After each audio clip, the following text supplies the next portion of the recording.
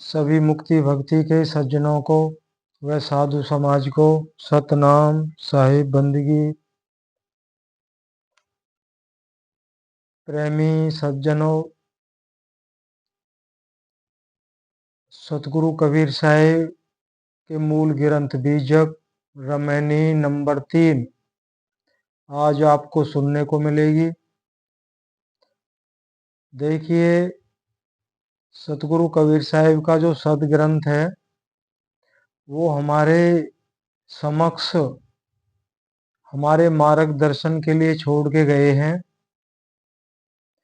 क्यों सतगुरु कबीर साहिब ने कहा है, संतो ऐसी भूल जग माही, जाते जीव प्रलय में जाही।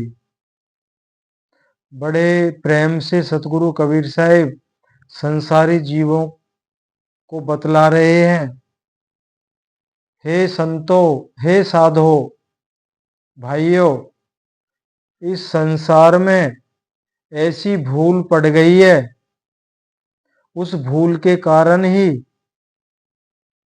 समस्त संसार के जीव मिथ्या में जाही।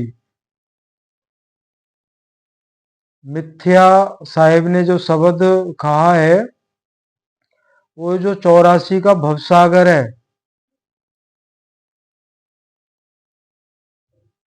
जो जन्म मरण आदि का दीर्घ रोग है, वो इसी मिथ्या रूपी भूल के कारण बार बार हमें यही भूल उन बंधनों की ओर खींच के ले जाती है। देखिए, साहिब ने बीजक में काफी अच्छा उपदेश किया है। एक कीड़े के द्वारा हमने तो अच्छे से देखा है, करीब अब तो उसकी प्रजाति लुप्त हो गई है।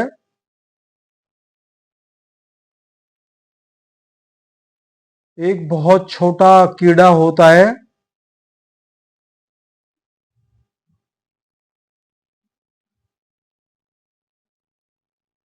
मान लीजिए बच्चे कंचे खेलते हैं,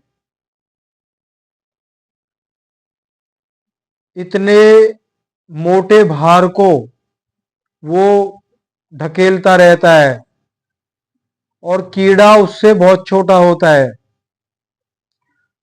तो साहिब ने कहा है, संसारी लोगों, आपकी जो हालत है वो गोबरोरा कीड़े जैसी हो गई है। अब जो गोबरोरा कीड़ा है, कह रहे हैं कि वो विष्ठा आदि गंदगी को एक गोला गुलाई में आकार बना देता है। वो ढकेलता ढकेलता वो कंचे जैसी गोल हो जाया करती है वो विष्ठा, और उसको ढकेलता रहता है। कह रहे हैं, और ये जो हालत वर्णन की है साहिब ने, कह रहे उस वो ढकेलता रहता है, बस किसी जानवर के पैर के नीचे आ जाए कब आ जाए, किसी गाड़ी मोटर के नीचे कब आ जाए कुछ पता नहीं होता, तो वो उस विष्ठा के साथ में नष्ट हो जाता है। और वर्तमान युग में तो बहुत बुरी बदतर हमारी हालत है। अगर हम इन्हें सुख मानते हैं तो सुख नहीं है। अब तो जन्म जात से ही आदि व्याधि लग के साथ में आती हैं, नहीं आती हैं तो आगे घेर लेती हैं। अकस्मात कब कुछ भी नहीं होता है तो अकस्मात जीवन खत्म हो जाता है। आज का दौर ऐसा चल रहा है। हल्का सा दर्द हुआ, सुनने में आया खत्म, बुखार हुआ, खत्म हो गया इंसान।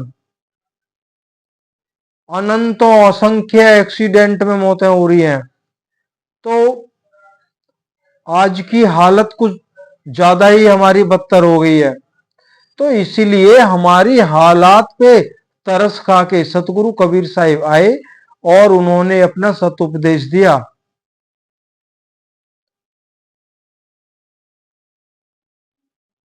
लेकिन हमने नहीं माना।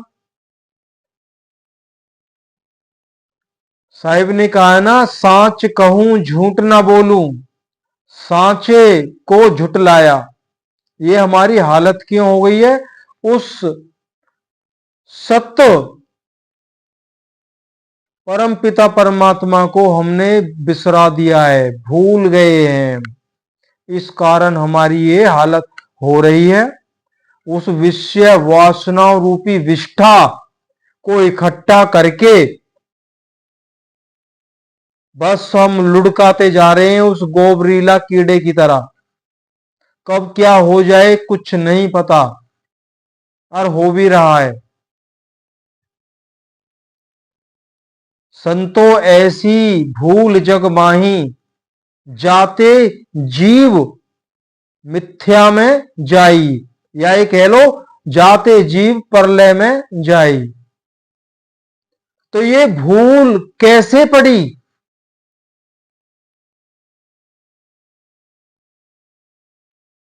कहां से आए, किसने हमें भेजा और किसने हमें यहां बंधनों में बांधा? इस रमेनी नंबर 3 के माध्यम से सुनेंगे। और आपसे विनती करते हैं, ये रमेनी 2 भागों में आपको सुनाई जाएगी। आज आप पहला भाग सुनेंगे।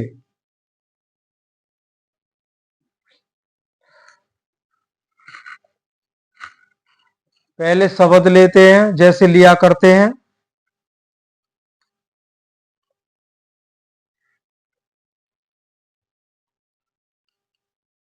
रमेनी 3।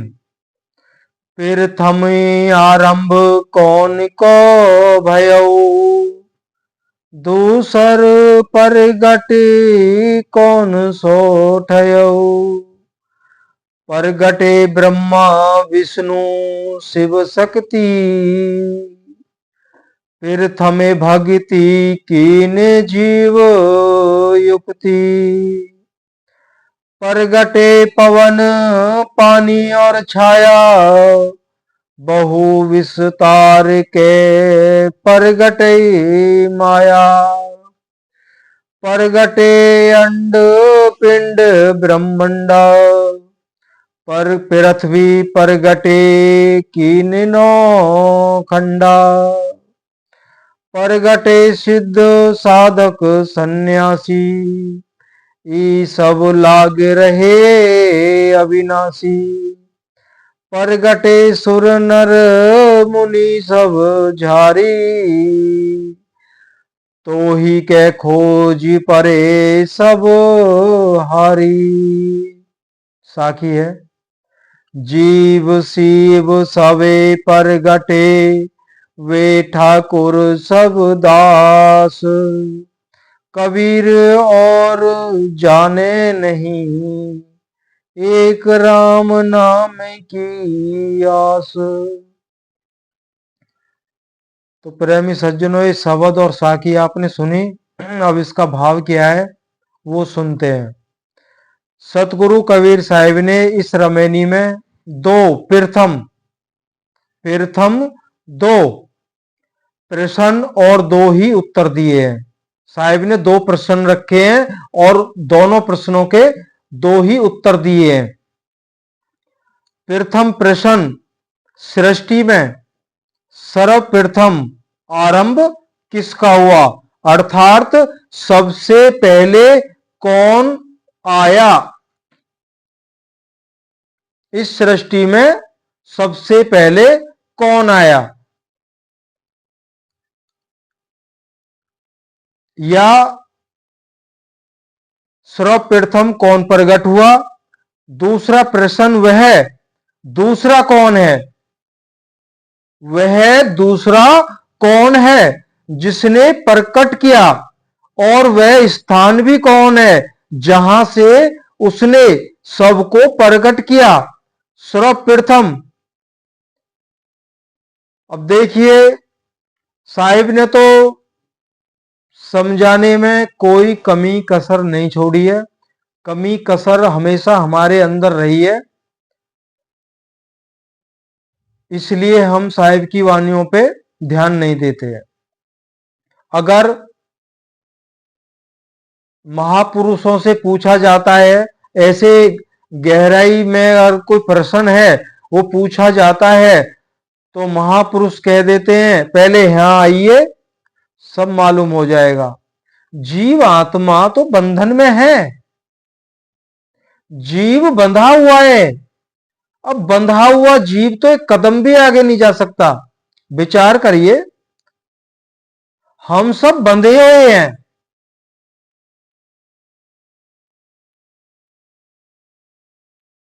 जब आगे जा ही नहीं सकते तो हमें क्या ज्ञान होगा?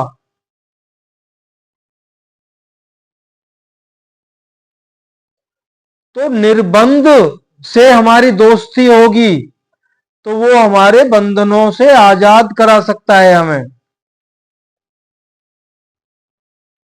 बंदे को बंदा मिले, छूटे कौन उपाय? कोई उपाय है ही नहीं। अगर बंदा जो खुद बंधा हुआ है दूसरे बंधे हुए को उपदेश कर रहा है मैं आपको छुड़ा दूंगा, तो भाई ये कोई उपाय ही नहीं है। नहीं छूट सकते, दोनों बंधे हुए हो।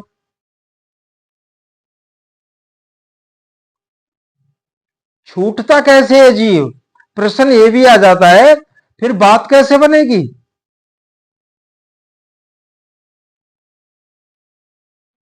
सतगुरु कबीर अपनी दया, अपनी उस सुप्रीम पावर से उस बंदे जो जीव बंधा हुआ है, बंधन में है, लेकिन वो बंधा हुआ कर क्या रहा है? वो पुकार रहा है। किसको? परमात्मा को। वो जानता ही नहीं है किसी को। वो परमात्मा को बार बार बार बार पुकार रहा है। उस पुकार को सुन के सतगुरु को ये काम सौंपा गया है, जीव के बंधन से आजाद करा के उसको उस निज स्थान तक पहुंचाना जहां से वो बिछड़ा था। कहा गया है ना, बहु कल्प बीते,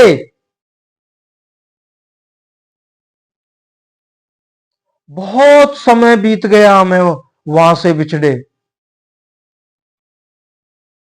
तहां के बिछड़े बहु कल्प बीते, और भूमि परे भुलाए।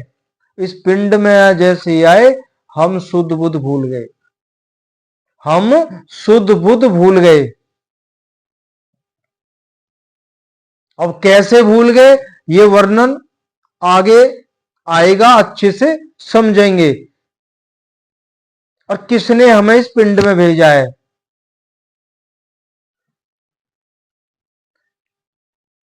कह रहे हैं वह दूसरा प्रश्न, वह कौन है जिसने प्रकट किया, और वह स्थान भी कौन है कि जहां से उसने सबको प्रकट किया।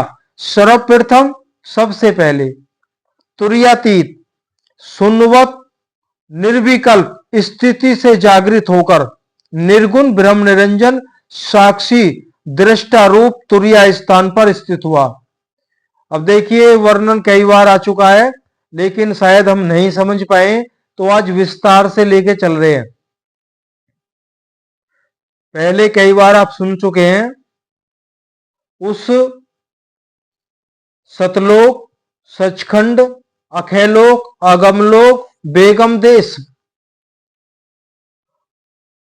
जहां है वो उस स्थान, वो स्थान है क्या? वो अचल है, वो विकार है, निर्विकार है, वो एक रस, एक स्थिति है। वहां पे ही सर्वत्र आत्मा परमात्मा के साथ संबंधवत रहती थी। ऐसे समझ लेते हैं, आसानी से समझ में आएगा।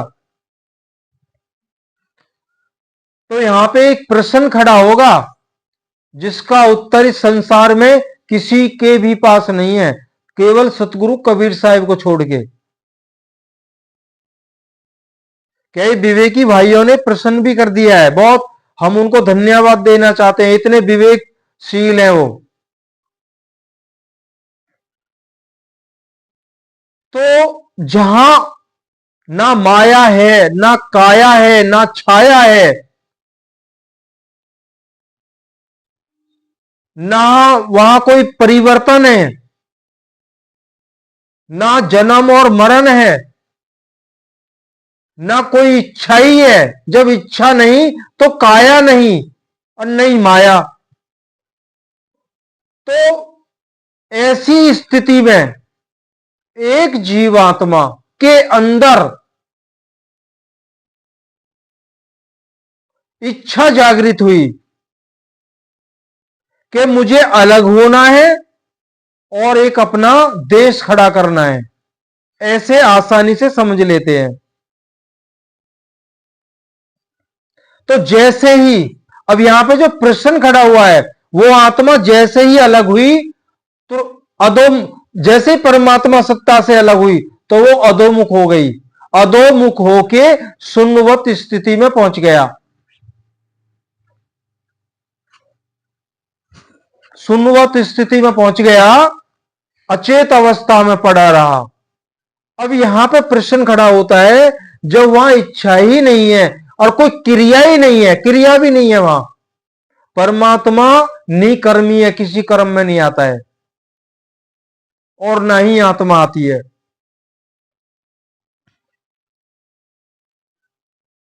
तो उस दायरे के अंदर, उस एक आत्मा के अंदर वो इच्छा का उत्पन्न होना कैसे संभव हुआ?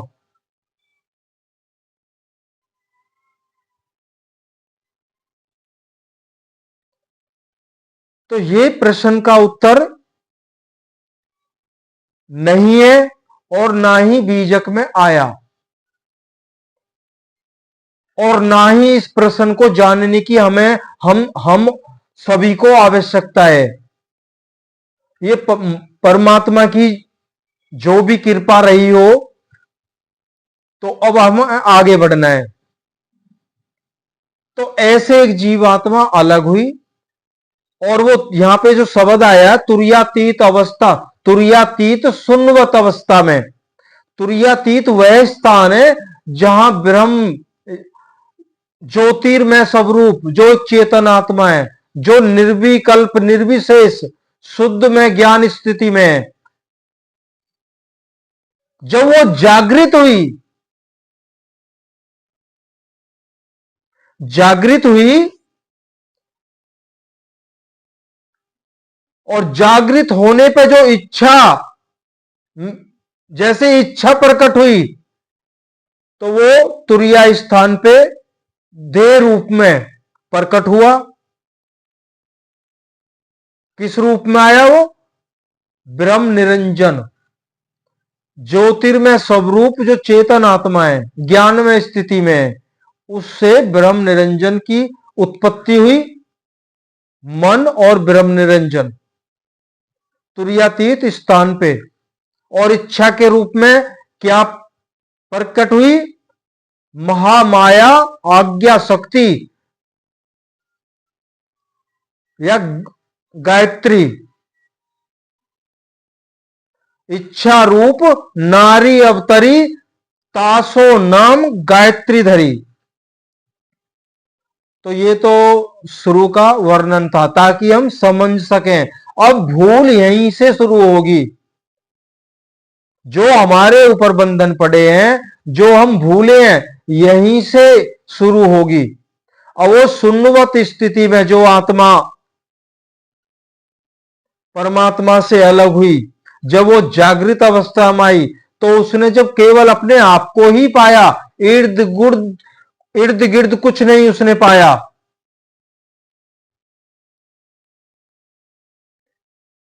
तभी उसने शब्द का इच्छा विकार पैदा हो गया उसके अंदर।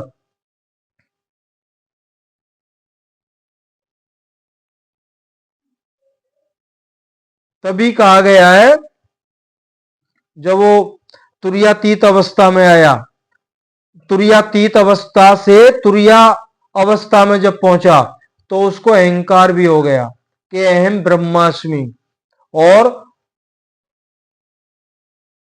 मैं मैं एक से अनेक हो जाऊं, अहम बहुश्यामी, अनेक रूपों में मैं प्रकट हो जाऊं, तो ये अहंकार हो गया।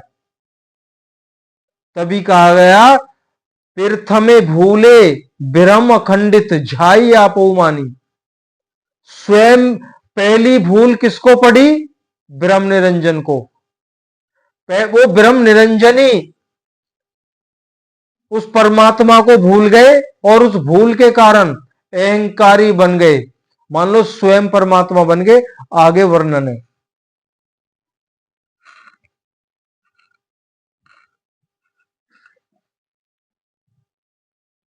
कह रहे तुर्यातीत शून्यवश निर्विकल्प, उस समय वो निर्विकार थे उस स्थिति में, और तुर्यातीत स्थान पर स्थित हुआ, और उसी तुर्या स्थान में एको हम बहुश्यामी इति, अर्थात एक से मैं बहुधा प्रकार के सृष्टि का सृजन करूं।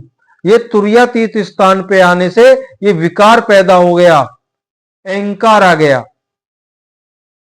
इससे जो जो इससे ऊपर की अवस्था है, वहां से इनका ब्रह्म निरंजन का जन्म हुआ, ज्योतिर्स्वरूप से ब्रह्म निरंजन का जन्म हुआ, जिन्हें हम काल भगवान कहते हैं।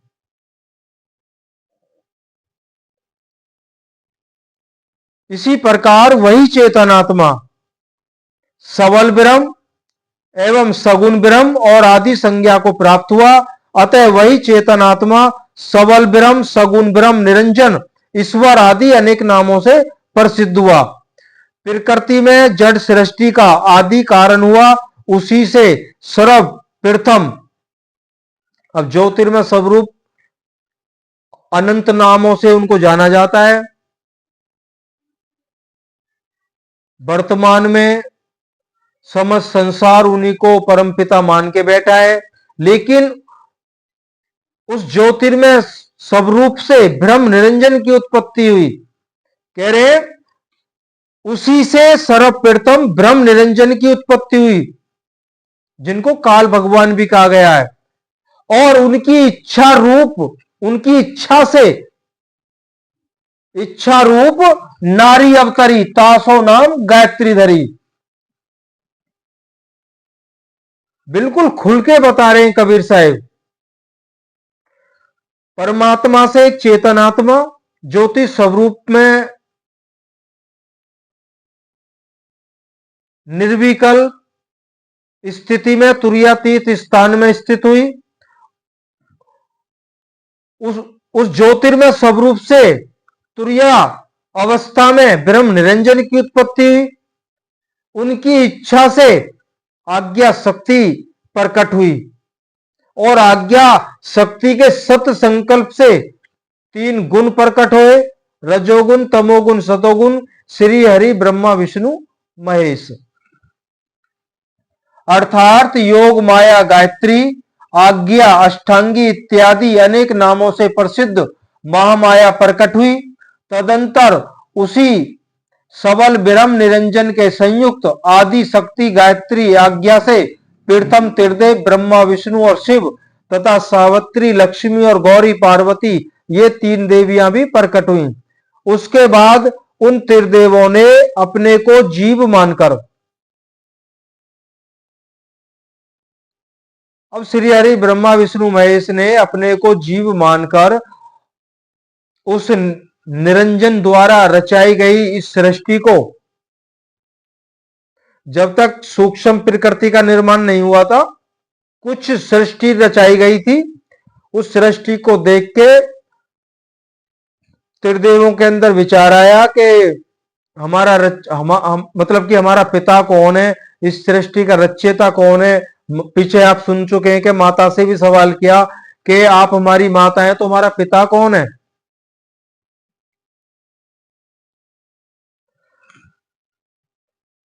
ये आप सब सुन चुके हैं। कह रहे हैं उसके बाद उन त्रिदेवों ने अपने को जीव मानकर उस जीव आत्मा भाव से अपनी माता आज्ञा से उपदेश लेकर उसी के युक्ति कथानुसार योग साधन द्वारा सुन ब्रह्मांड के अंतर्गत ज्योति स्वरूप ओंकार ब्रह्म निरंजन की भक्ति की और रारंकार सोहंग ओम शब्द संयुक्त उस ज्योति स्वरूप निरंजन का परिचय करके वह सुन मंडल के अंतर्गत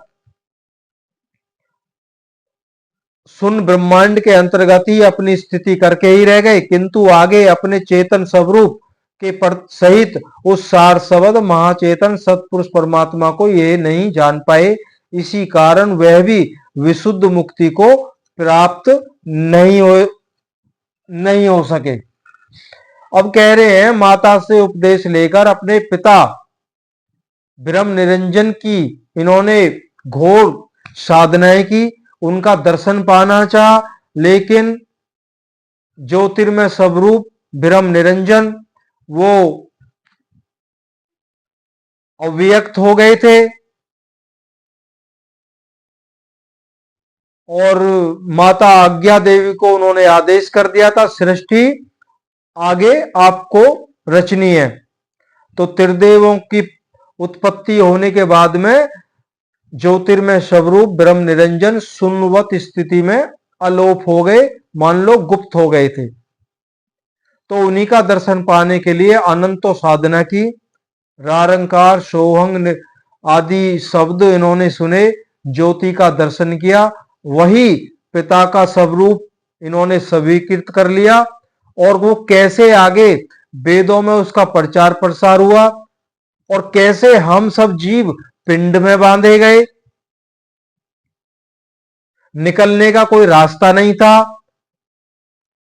तो कैसे सतगुरु कबीर साहिब ने इनके द्वारा फंसाए गए हम, और कबीर साहिब ने अपने उपदेश द्वारा निकालने का मार्ग दिया। ये हम आप भाग 2 में सुनेंगे। रमैनी नंबर 3 भाग 2 जरूर सुने, कैसे पिंड से छुटकारा होगा। सतनाम साहिब बंदगी।